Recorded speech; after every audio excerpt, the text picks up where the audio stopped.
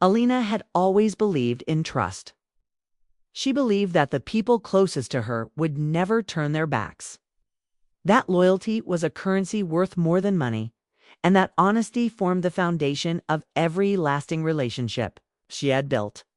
Her life around these beliefs, in the heart of the city amidst glass towers and humming streets, she had poured her energy into Luminex Designs, a creative agency she co-founded with Jonathan, her partner of 7 years. Together, they had dreamt, planned, and fought to grow their small idea into a thriving company. She remembered the first day they signed their first major client. The office had smelled of fresh paint, sunlight spilling through the windows, and optimism thick in the air. Jonathan had laughed, that easy, confident laugh that could fill a room. He had promised her they would always watch each other's backs, that success would never come at the expense of their bond. Alina had believed him then, as she had believed him countless times over the years. She had believed in him the way people believe in family, but that belief shattered on an ordinary Thursday evening. Alina had been catching up on emails late, her fingers tired but her mind alert. She was sorting through contracts when an unusual subject line caught her attention. Confidential Luminex major client transfer. At first she thought it was a mistake, perhaps a misdirected email. But as she opened it, her heart dropped. There it was, in plain digital words. Jonathan had secretly transferred their biggest client, one that had fueled nearly half of their annual revenue, to a rival firm. And worse, he had done it for personal profit, pocketing the commission and ensuring Alina had no legal or professional recourse. Shock froze her. She read the email again, each word feeling sharper than the last. Her mind refused to process it immediately. Betrayal, she realized, wasn't just about losing a client. It was about losing the illusion of safety she had wrapped around herself. The man she had trusted, confided in, and called a friend had not only deceived her, he had dismantled the very foundation of her professional life. She had no warning, no inkling, no hint that the partnership she had invested her soul in could crumble overnight.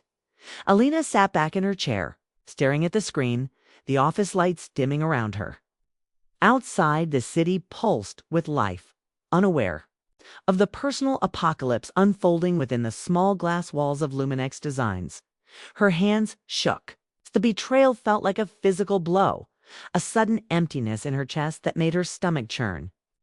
She felt betrayed not just professionally, but emotionally. Trust, once broken, leaves scars deeper than money ever could. The first emotion to surface was anger. It was raw, immediate, and uncontainable. She imagined confronting Jonathan, her voice rising, her words slicing through the calm he so easily. War? She imagined calling the client, exposing the deceit, watching him squirm under the weight of his own decisions. The fantasy was intoxicating, each imagined scenario giving her a tiny spark of relief. Yet even as anger surged, another feeling crept in. Disbelief. She kept asking herself how she could have been so blind. How could someone she considered a brother, someone she had trusted more than anyone, betray her so completely? Sleep was impossible. Alina walked through her apartment in circles, her mind racing, replaying every meeting, every conversation, every laugh shared with Jonathan. Had there been signs she missed? Had subtle hints of greed or ambition passed unnoticed? Because she wanted to see only the good in him. Every memory now felt tainted, colored by the knowledge of his betrayal. She realized that part of the pain was not just what he had done, but that she had been blind to it for so long. Days passed, and the initial shock faded into something more corrosive, a steady, simmering anger that would not relent. At work, she moved through her duties with a mechanical precision, hiding the turmoil behind calm expressions and professional efficiency. Colleagues noticed her quiet intensity, the way her eyes sometimes flicked with a distant fire. But no, one could know the storm raging inside. She began to analyze every aspect of Jonathan's actions, every decision he had made over the years. She traced patterns, subtle manipulations, moments where he had pushed her ideas aside, moments when he had subtly taken credit for work that was hers. It all added up, forming a portrait of calculated betrayal she could no longer ignore. Alina knew revenge was an option. Her mind drifted into dark, vivid possibilities. She could expose Jonathan publicly, ruin his reputation, strip him of everything he had taken from her. She could let the world see the man she had once admired for his charm and brilliance, now revealed as cunning and self-serving. She imagined the satisfaction, brief but sharp, that would come from seeing him falter, hearing the whispers of colleagues, the judgment of clients. Yet every scenario also carried a cost. Revenge, she knew, had a way of consuming those who wield it. It could turn anger into obsession, justice into cruelty, and satisfaction into emptiness. Even as these thoughts swirled, another path appeared, one that required patience, restraint, and a careful reclaiming of control. Alina realized that her true power lay not in immediate retaliation, but in strategic response. She could gather evidence, observe Jonathan, understand his motives, and plan a course that would restore her life without destroying hers in the process. This realization gave her a strange clarity. The betrayal, though painful, had awakened a part of her she had never fully relied upon. A cold, calculating resilience that could survive the deepest wounds. At night, Alina lay awake, staring at the ceiling, questioning everything about her life and the people in it. Trust, she now understood, was fragile. Loyalty, she realized, could be exploited. And the people you love most could inflict the deepest wounds. Yet, in the midst of despair, a small seed of determination grew. She would not let this betrayal define her. She would not allow anger to dictate her actions. She would rise not in fury, but in deliberate, purposeful strength. She began documenting every interaction, every transaction, every moment that could serve as proof of Jonathan's deceit. Her apartment became a quiet command center, files stacked neatly, evidence organized meticulously. She reviewed client contracts, cross-referenced emails, and made careful notes on his communications. Every discovery fueled her resolve, but also reminded her of the complexity of human nature. Jonathan had not acted purely out of malice. It acted out of self-interest, ambition, and a belief that his choices were justified. That realization made the betrayal sting even more, for it was not a moment of anger, but a calculated decision, one she had never anticipated, one that required a measured response. The city outside remained indifferent, its lights twinkling, like distant stars, unaware of the personal war unfolding in Alina's mind. She felt isolated, but not defeated. She understood that revenge, if it came, must be precise, thoughtful, and reflective of her own values. She could let fury dictate her path, or she could use this moment to reclaim control, not just of the company, but of her own destiny. And so Alina waited. She waited with a quiet intensity, a sense of purpose tempered by moral consideration. The betrayal had ignited a fire within her, but it had also sharpened her mind. She knew that the coming days would test her patience, her resolve, and her sense of justice. She had been wronged, yes, but she would not allow that wrong to consume her entirely. She would navigate the storm with intelligence, and when the moment came, she would decide whether to wield revenge or walk away stronger. The first part of Alina's journey was one of realization, shock, and simmering determination. It was the moment when trust shattered, leaving a raw space that demanded action, reflection, and careful planning. Betrayal had entered her life like a thief in the night, but Alina was determined that it would not leave her powerless. She would rise, and she would decide how to respond, not with blind fury, but with calculated strength, patience, and the awareness that revenge, when wielded without thought, could harm the wielder as much as the target as the first week. After the discovery ended, Alina stared out her office window at the city below. The streets moved with indifferent energy, cars honking, people laughing, the lights flickering in patterns of life that seemed alien to her new reality. She felt the first stirrings of what would become her defining mission, reclaiming her life, restoring her dignity, and confronting the man who had betrayed her. Not recklessly, but with intelligence, strategy, and self-possession. The seed of revenge had been planted, but it would grow only according to her rules. And Alina, for the first time in years, felt truly alive as the wheels of planning and determination began to turn. The betrayal was complete, but so was her awakening. And with it came the understanding that the hardest battles are often fought, not against others, but within oneself, against anger, despair, and the temptation to act rashly. Elena's days became a careful balancing act. Outwardly, she carried on as usual, meetings, calls, project deadlines, but inside, her mind was consumed by Jonathan's betrayal. Every interaction with him was a test of self-control. Casual smiles, the confident way he spoke to clients, even the ease with which he moved through the office, all stirred a quiet, burning tension within her.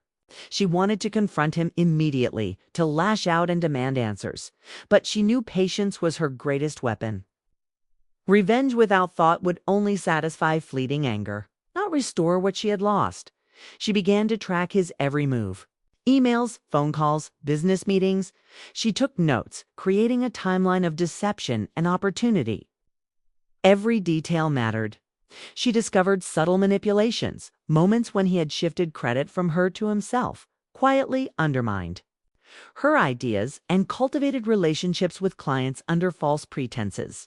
It was methodical, deliberate, and cold. The more she uncovered, the more she understood that Jonathan's betrayal wasn't a single lapse in judgment. It was a carefully crafted plan, executed with precision. Yet the more she dug, the more conflicted she became. Alina realized that Jonathan did not see himself as a villain. In his mind, he was ambitious, practical, and justified. He had convinced himself that the ends, financial gain, professional dominance, justified the means. Understanding this made Elena's anger sharper but also more complicated. She wrestled with the moral question that gnawed at her. If she struck back, would she become the same as him? Could revenge ever feel pure, or would it stain her the way his actions had stained their partnership? Every night, her apartment became a war room of strategy. Files spread across the table, emails printed and highlighted, notes scribbled in margins. She reviewed every client interaction, tracing patterns, anticipating potential moves, and imagining scenarios for confrontation. In her mind, she rehearsed the possibilities, exposing him publicly, quietly reclaiming what he had taken, or letting time reveal the truth. Each option carried risk, each choice weighed on her conscience. Her emotions oscillated between satisfaction at the thought of justice and fear of crossing a line she could not return from. Even as she plotted, Lena noticed changes in herself. Her sleep became fragmented, her focus sharp but tense. Colleagues sensed her intensity, the way she observed office interactions with a calculating gaze. Friends noticed her distant demeanor, the subtle withdrawal from casual conversations. She was no longer just a betrayed partner. She was a woman preparing for a reckoning, both externally and internally. The line between anger and obsession blurred, yet she clung to the knowledge that control was essential. To act impulsively would be to surrender her power. Jonathan remained unaware. He continued his daily routine with confidence, smiling in meetings, presenting as the capable, charming leader she once admired. Alina watched him closely, noting small habits, gestures, and moments of vulnerability.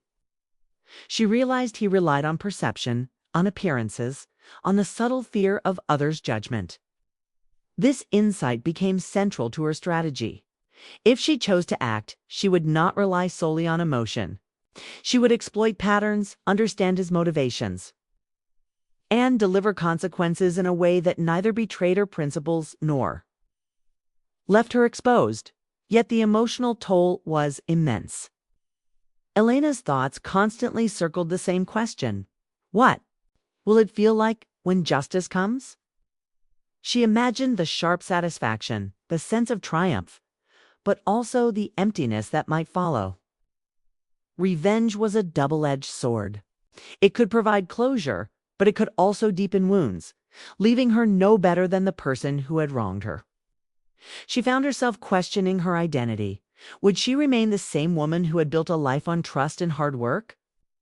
Or would she become someone defined by vengeance?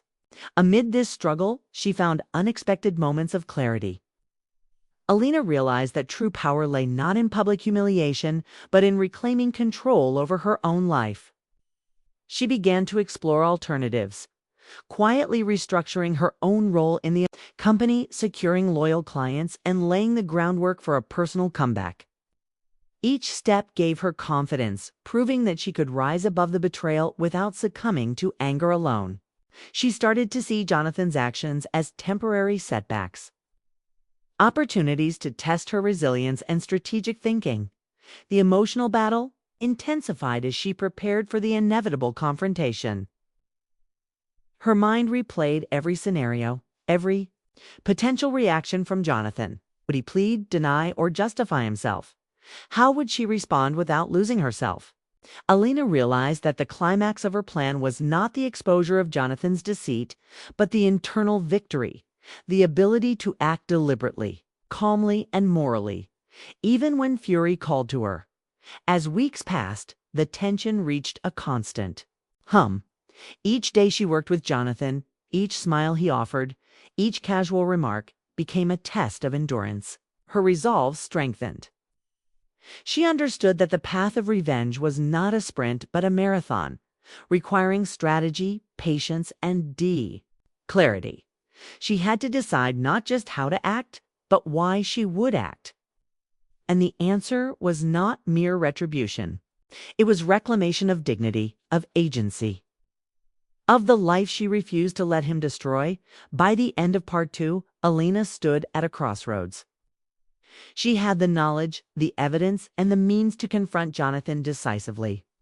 She felt the simmering anger and the pull of justice, but she also sensed the deeper truth. The choice was not between revenge and mercy alone, but between surrendering to bitterness and rising stronger than the betrayal that had once threatened to break her. The stage was set, the tension high, and the moment of reckoning approaching.